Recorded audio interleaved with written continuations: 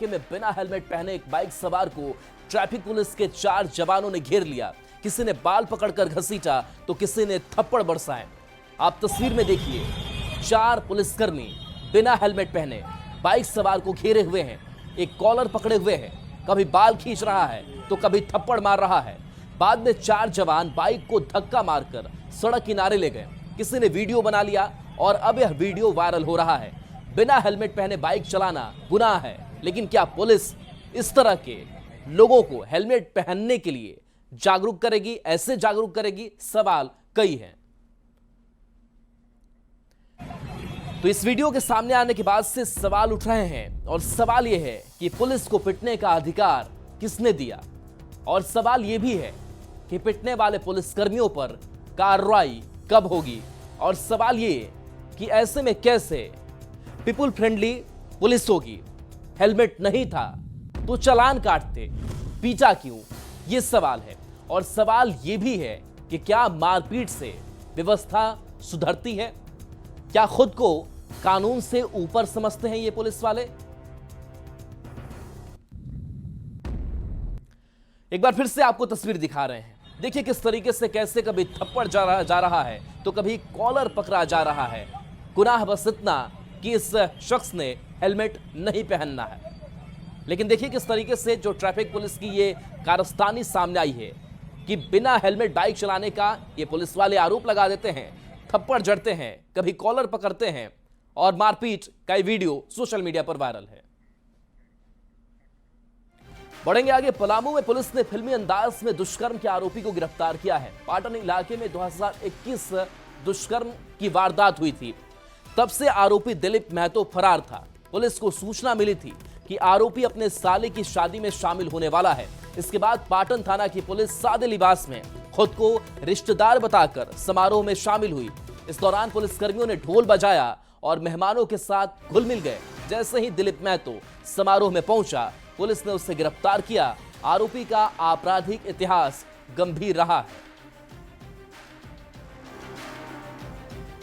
खबर चतरा से है, जहां पुलिस ने मुंशी अपहरण कांड का खुलासा किया है। इस मामले में पुलिस ने 4 आरोपियों को गिरफ्तार किया है। साथ ही उनके पास से छोड़ने के बदले ली गई फिरौती की राशि भी बरामद कर ली गई है।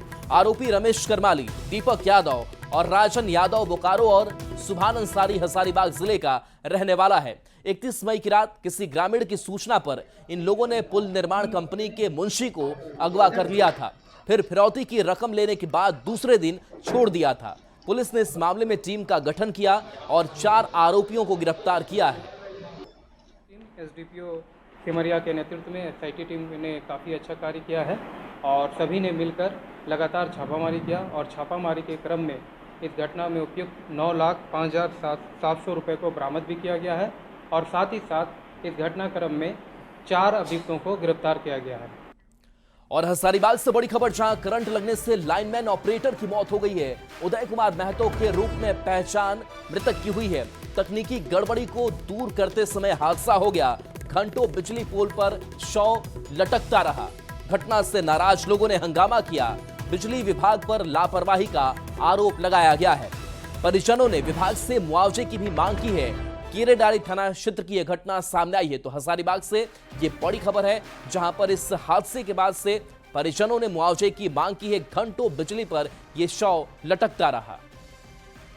डाउन लिया हुआ था, अचानक से लेना आता है और लटक रह जाता है।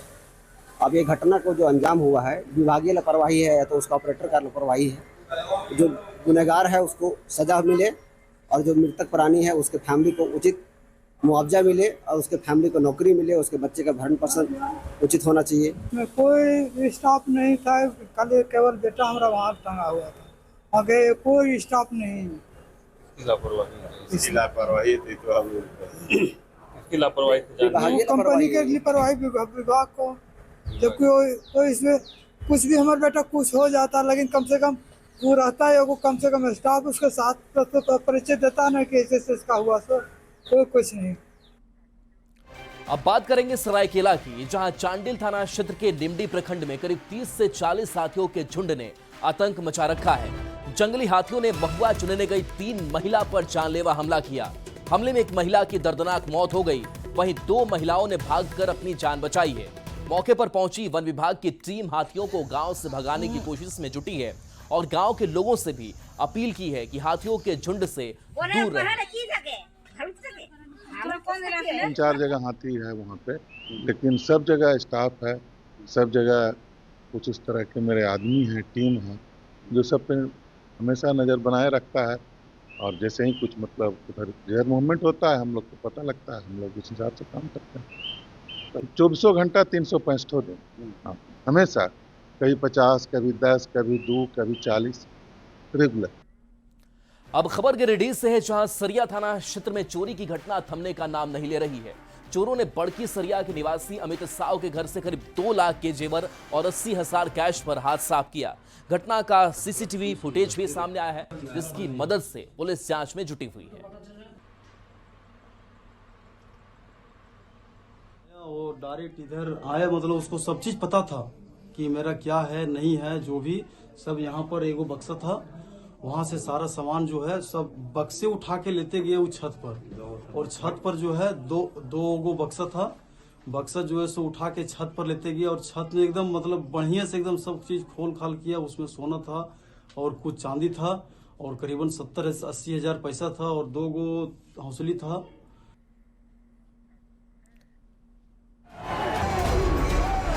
मोदी की गारंटी मतलब गारंटी पूरा होने की भी गारंटी।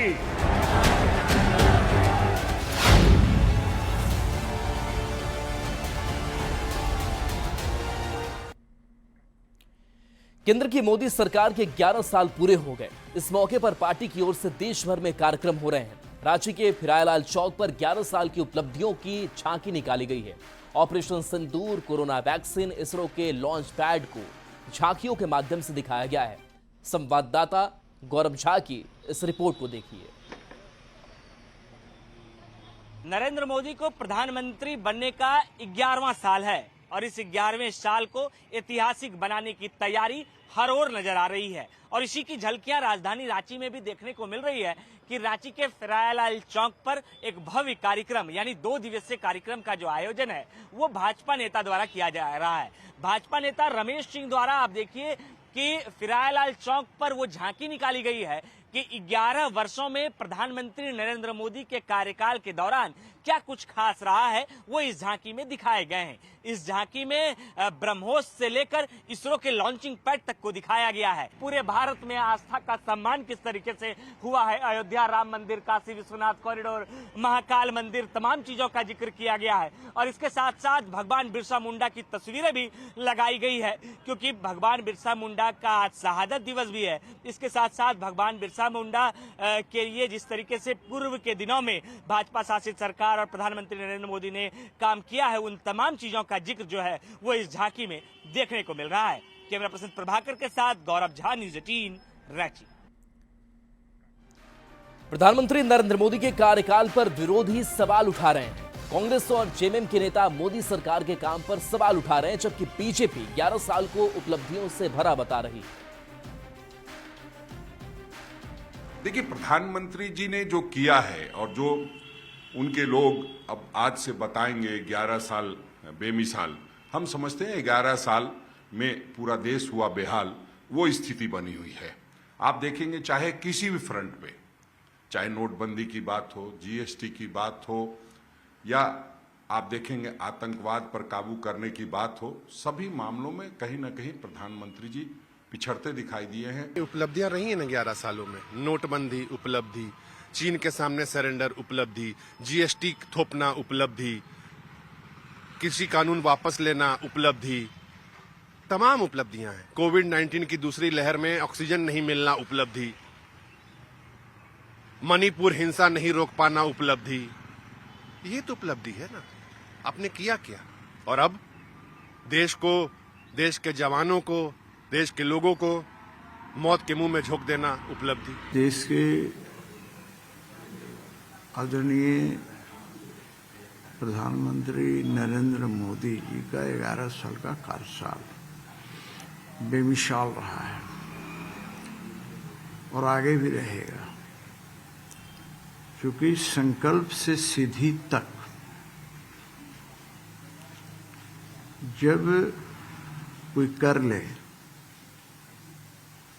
तो फिर इस देश को प्रगति के पथ पर ले जाने से कोई रोक नहीं सकता। पूर्व मंत्री गीताश्री उरांव को आज सुबह रांची के कोकर स्थित भगवान बिरसा मुंडा समाधि स्थल से हिरासत में ले लिया गया। अपने समर्थकों के साथ गीताश्री उरांव सिरमटोली फ्लाईओवर के रैंप को हटाने की मांग को लेकर प्रदर्शन कर रही थी।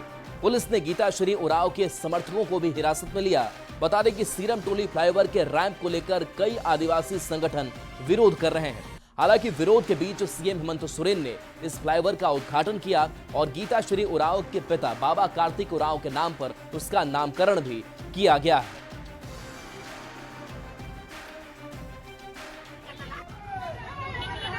तो देखिए, ये जो सिरमटोली रैंप का विवाद है, इस बीच आज फिर से गहरा गया। हिरासत में पूर्व मंत्री गीताश्री उरांव ली गई। हालांकि इसका उद्घाटन भी किया गया और खुद इस फ्लाईओवर का जो नाम है वो इनके पिता के नाम के ऊपर रखा गया, लेकिन इसके बावजूद जो है समय दर समय जो विरोध है वो होता हुआ दिखाई दे रहा है। ये तस्वीर आप तक पहुंचा रहे हैं जहां वैन में बैठाती हुई पुलिस इन्हें दिखाई दे रही है।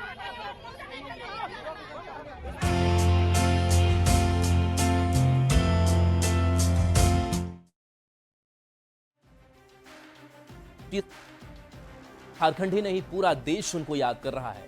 रांची में कोकर स्थित उनके समाधि स्थल पर राज्यपाल संतोष गंगवार ने उन्हें श्रद्धांजलि अर्पित की। सत्ता पक्ष और विपक्ष के नेताओं ने धरती आबा को याद किया है। तो ये तस्वीर आपको दिखा रहे हैं जहां पर राज्यपाल संतोष गंगवार पहुंचे। इसके साथ साथ सत्ता पक्ष और विपक्ष के नेता भी पहुंचे और धरती आबा को याद किया, उन्हें श्रद्धांजलि अर्पित की।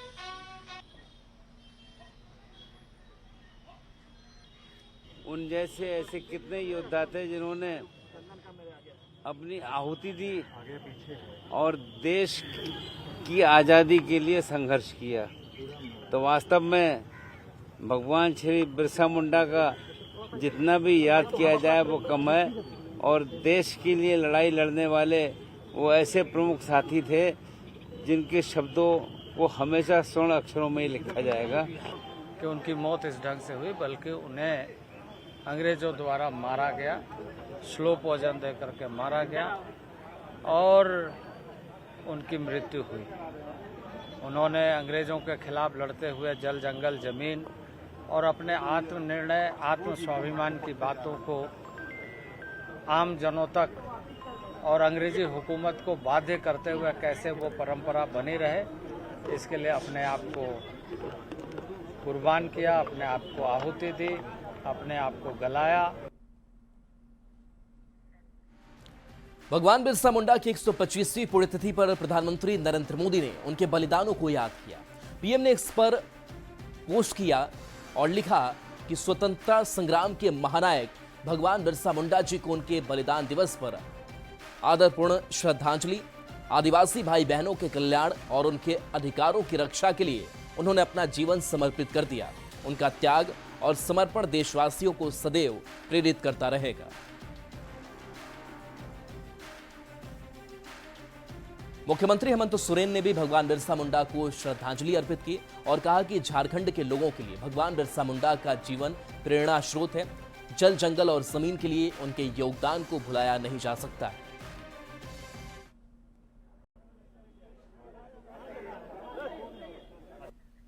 तो ये तस्वीर जब श्रद्धांजलि पुष्पांजलि अर्पित करते हुए झारखंड के मुख्यमंत्री दिखाई दे रहे हैं हेमंत सोरेन और उनके साथ उनकी पत्नी कल्पना सोरेन की भी मौजूदगी और अन्य जो नेता हैं जेएमएम के वो भी पहुंचे हुए, कांग्रेस के भी नेता हैं जो श्रद्धांजलि अर्पित कर रहे हैं। भगवान बिरसा मुंडा जी के समाधि स्थल पर हर साल की भांति इस साल भी हम लोग भगवान बिरसा मुंडा जी को श्रद्धांजलि अर्पित करने के लिए यहाँ एकत्रित हुए हैं। यहाँ के जल जंगल जमीन, यहाँ के आदिवासी मूलवासियों को संरक्षण देने का, उनके हक अधिकार में पहली पंक्ति पर खड़ा होने का। झारखंड सदैव ऐसे वीरों को नमन करेगा और जब तक झारखंड रहेगा तब तक उनको याद करेगा। बिरसा मुंडा समाधि स्थल के बाद मुख्यमंत्री बिरसा चौक पहुंचे। यहां उनके साथ पत्नी और गांडे विधायक कल्पना सोरेन भी साथ रही। भारी बारिश के बीच सीएम और जेएमएम कार्यकर्ताओं ने भगवान बिरसा मुंडा को श्रद्धांजलि अर्पित की। तो देखिए, बारिश तेज है और इसी बारिश के बीच जो काफिला है मुख्यमंत्री का, वो बिरसा चौक पहुंचता है और वहां पर श्रद्धांजलि अर्पित की जाती है। तो भारी बारिश के बीच भी भगवान बिरसा मुंडा को श्रद्धांजलि अर्पित करते हुए मुख्यमंत्री हेमंत सोरेन और उनकी पत्नी की भी मौजूदगी।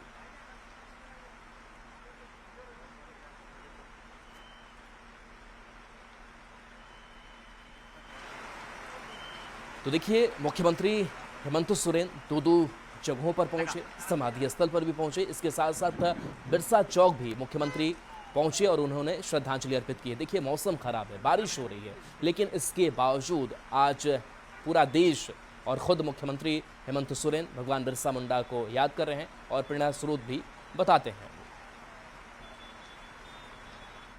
भगवान बिरसा मुंडा की पुण्यतिथि के मौके पर पूर्व मुख्यमंत्री चंपाई सोरेन ने राज्य सरकार पर निशाना साधा और कहा कि आज राज्य में आदिवासियों की जमीन लूटी जा रही है। ना यहाँ जल सुरक्षित है, ना जंगल और ना ही जमीन। राज्य में एक बार फिर उलगुलान की जरूरत है।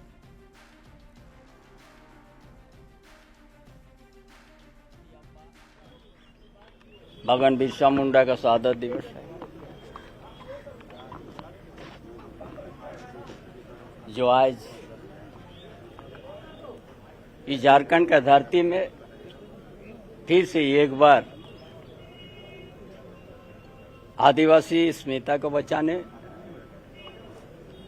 आदिवासी का साधना स्थल को बचाना,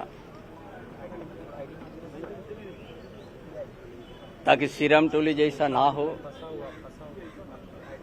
फिर आदिवासी हम आह्वान करते हैं, जाग जाओ आदिवासी, जाग जाओ मूलवासी, कि अपना रूढ़िवादी प्रथा को बचाने के लिए एक बार फिर से उलगुलान का जरूरत है। बढ़ेंगे आगे, राज्य से बड़ी खबर, जहां ट्रैफिक पुलिस से ऑटो चालक भिड़े हैं। ट्रैफिक पोस्ट में तैनात जवानों से मारपीट हुई है। मारपीट के दौरान पत्थर से भी हमला किया गया है। होमगार्ड जवान को गंभीर चोट आई है। जवान रोहित गंझू गंभीर रूप से घायल बताए जा रहे हैं। इलाज के लिए घायल जवान रिम्स में भर्ती कराया गया है। 4 से 5 की संख्या में ये आरोपी थे। मारपीट की घटना का वीडियो भी वायरल हुआ है। तो रांची से इस वक्त की बड़ी खबर, ओम प्रकाश हमारे साथ, न्यूज 18 संवाददाता। ओम प्रकाश, वजह क्या रही कि इस ट्रैफिक पुलिस से ऑटो चालक भिड़ गए? जी, ऑटो लगाने को लेकर बता दें कि कटहल मोड़ के पास जो ऑटो पड़ाव है, जहां पर ऑटो लगाते हैं ये ऑटो चालक, वो सड़क के बीचों बीच ऑटो लगा देते हैं और उसी को लेकर ट्रैफिक पुलिस के द्वारा उन्हें हटाने को लेकर लगातार अनुरोध किया जा रहा था, लगातार उन्हें निर्देशित किया जाता, लेकिन इस कारण से भी जो ऑटो चालक हैं वो भड़क गए और उसके बाद आसपास के लोगों के साथ मिलकर ट्रैफिक पुलिस वालों पर ही हमला कर दिया। जो वीडियो है उसमें जाहिर तौर पर दिखाई दे रहा है कि जो ट्रैफिक जवान हैं उनके साथ और जो वहां के ऑटो चालक और जो स्थानीय लोग हैं उनके बीच में मारपीट हो रही है। और इस पूरे मारपीट का जो वीडियो है वो सामने आया है, जिसमें कि गंभीर रूप से जो घायल एक जवान है ट्रैफिक के, वो वहां पर अस्पताल पहुंचाए गए हैं। पूरे मामले को लेकर अब जांच जारी है। एक आरोपी को मौके से ही, चलिए बिल्कुल ओम प्रकाश आप बने रहिए और देखिए तस्वीर हम आपको दिखा रहे हैं किस तरीके से पूरी घटना होती है। देखिए, शख्स जो है वो पत्थर चलाता है और ठीक उसके सामने ये पुलिसकर्मी जो है वो उसके सिर पर चोट लगती है, वो वहीं पर गिर पड़ता है। हालांकि अभी इलाजरत है ये जवान। देखिए तस्वीर, देखिए हाथ में इसके ईंट पत्थर है और ये सीधे ये चलाता है और इसके साथ ही ये पुलिसकर्मी जो है वो गिर पड़ता है। तो ये तस्वीर सामने आई है किस तरीके से जो ये ऑटो चालक है वो भिड़ गए। बताया जा रहा है कि ऑटो लगाने को लेकर के पूरा विवाद हुआ है, लेकिन ये तस्वीर कहां तक जायज है आप समझ सकते हैं कि इस तरीके से इस पुलिस कर्मी को निशाना बनाया जाता है। ये तस्वीरें जो हैं आपको विचलित कर सकती है, लेकिन ये तस्वीरें दिखाना इसलिए भी जरूरी हो जाता है कि कैसे ये पुलिसकर्मी शिकार हो रहे हैं। ये तस्वीर आप कॉर्नर में देखिए, कुछ ही सेकंड में पुलिसकर्मी जो है वो गिर जाता है। दूसरा जो पुलिसकर्मी है वो बाकी ऑटो चालकों को हटाता है, लेकिन ये तस्वीर देखिए, ईंट उठाता है और सीधे वार करता है और सीधे सिर पर, इस पुलिसकर्मी के सिर पर चोट लगती है और ये पुलिसकर्मी वहीं पर गिर जाता है। हालांकि पुलिसकर्मी के बारे में जानकारी अभी ये मिल रही है कि इस पुलिसकर्मी को फिलहाल अस्पताल में भर्ती कराया गया है, इलाजरत है ये जवान, रिम्स में अभी इसका इलाज चल रहा है। बता दें कि 4 से 5 की संख्या में ये आरोपी थे और मारपीट की घटना का वीडियो अब वायरल हो रहा है। एक बार फिर से इस तस्वीर को आपको दिखाते हैं और ये तस्वीरें आपको विचलित भी कर सकती हैं, लेकिन इस तस्वीर को दिखाना इसलिए जरूरी है कि देखिए किस तरीके से इन ऑटो चालकों की गुंडागर्दी यहां पर दिखाई दे रही है। ये हाथ में इसके ईंट पत्थर और सीधे वार करता है और सीधे जो पुलिसकर्मी उसके सिर पर ये ईंट जो है वो लगता है और पुलिसकर्मी वहीं पर गिर जाता है। ये तस्वीर देखिए, चलाया, सीधे पुलिस के जो सिर है उस पर ये चोट लगती है और पुलिसकर्मी वहीं धड़ाम से गिर जाता है। यानी कि आप समझ सकते हैं कि उसे उठने का वक्त भी नहीं मिलता है और कुछ ही सेकंड में वो घायल होकर के गिर पड़ता है। ये तस्वीर जो है वो लगातार हम दिखा रहे हैं। ओम प्रकाश हमारे साथ जुड़े हुए हैं। ओम प्रकाश, वाकई ये तस्वीरें विचलित करने वाली हैं। तो देखिए, ओम प्रकाश से संपर्क करने की कोशिश करेंगे, लेकिन एक तस्वीर देखिए और इस तस्वीर के बाद से सवाल कई हैं कि क्या ऑटो अगर लगाने की जगह नहीं मिल रही है तो क्या आप ऐसे हिंसक रूप अपनाएंगे और इन अब ऑटो चालकों पर कार्रवाई क्या हो रही है? क्योंकि जो ट्रैफिक पुलिस है वो व्यवस्था के लिए ही वहां पर दिखाई देती है, वहां पर रहती है, लेकिन देखिए किस तरीके से इस व्यवस्था को बिगाड़ते हुए खुद ये ऑटो चालक दिखाई दे रहे हैं। नई शिक्षा नीति और राज्यपाल के आदेश के बाद झारखंड के इंटर कॉलेज के भविष्य पर काले बादल मंडरा रहे हैं, जिसके कारण 30,000 छात्रों के साथ 400 शिक्षकों का भविष्य अधर में नजर आ रहा है। सरकार की ओर से बनाई गई हाई लेवल कमेटी की बैठक हुई और कुछ अहम निर्णय लिए गए। कमेटी ने फैसला लिया कि सभी बच्चों का नामांकन +2 विद्यालय में कराया जाएगा। इसके साथ ही इंटर कॉलेजों पर लगने वाले ग्रहण को लेकर विभाग क्या कुछ कर सकता है, इसे लेकर एडवोकेट जनरल से भी राय ली जाएगी। इसके साथ ही इंटर कॉलेजों में कक्षा 9, 10, 11 और 12 की पढ़ाई कराने पर भी विचार किया जा रहा है। मामले पर मंत्री ने कहा कि सरकार तमाम पहलुओं पर मंथन कर रही है ताकि किसी को नुकसान न हो। वहीं इसके साथ ही मंत्री ने बताया कि जैक को भी निर्देश दिया गया है कि +2 विद्यालय में नामांकन प्रक्रिया बंद ना हो। आज की बैठक अभी वर्तमान में जो इंटरमीडिएट विद्यालय को बंद करने का सरकार को निर्देश मिला है, जिस पर हम लोग आज तीनों मंत्री और हमारे विभाग के सचिव और सभी पदाधिकारी इस पर हम लोग मंथन किए और इसका निराकरण कैसे होगा, इसका समाधान, जिस पर हम लोग विचार विमर्श। शिक्षा मंत्री जी के नेतृत्व में इस कमेटी का गठन करके जो तत्काल हमारे सामने जो समस्या है उसका निदान करने का प्रयास राज्य सरकार कर रही है। आप लोगों को के माध्यम से मैं उन बच्चों को भी आश्वस्त करना चाहती हूँ कि उनके भविष्य से किसी तरह का कोई खिलवाड़ नहीं हो रहा। इन कॉलेजों में काम करने वाले लोगों के बारे में भी सरकार चिंतित है और वो जो चर्चाएं हो रही हैं और जो प्रयास किए जा रहे हैं, ये सुनिश्चित होगा कि माननीय मुख्यमंत्री जी जैसा चाहते हैं कि इन बच्चों का वर्ष बर्बाद ना हो, वह भी सुनिश्चित होगा और जो वहाँ काम करने वाले लोग हैं वो लोग भी संरक्षित रहेंगे। खबर लोहरदगा से, जहां कांग्रेस विधायक डॉक्टर रामेश्वर उरांव ने संसदीय और विधानसभा सीट के प्रस्तावित परिसीमन पर चिंता जताई है। केंद्र से जनसंख्या के आधार पर परिसीमन कराने और आदिवासी सीटों को जनरल सीटों के बराबर अनुपात में बढ़ाने की मांग की है। परिसीमन होना पिछले बार भी हुआ था, परिसीमन मान में है वो हमारा बरकरार जो होना चाहिए, उसी अनुपात में रखा जाना चाहिए। अभी 28 है तो 28 अगर दूसरे का बढ़ता है जिस अनुपात में, उसी तरह से मेरा भी 5% बढ़ाया जाए। 28 है तो 5 हमारा भी बढ़ाया जाए। चाईबासा के नोआमुंडी प्रखंड के सुकरापाड़ा गांव में 1 साल की बच्ची गंभीर बीमारी से जूझ रही है। बच्ची का सिर उसके शरीर की तुलना में बड़ा होता जा रहा है। बच्ची के माता पिता पैसों की कमी के कारण उसका इलाज नहीं करा पा रहे थे। बच्ची स्वस्थ हो जाए इसके लिए झाड़ फूंक का सहारा भी ले रहे थे। सामाजिक कार्यकर्ता प्रमिला पात्रों के सहयोग से बच्ची की बीमारी का मामला स्वास्थ्य विभाग के अधिकारियों तक पहुंचा है।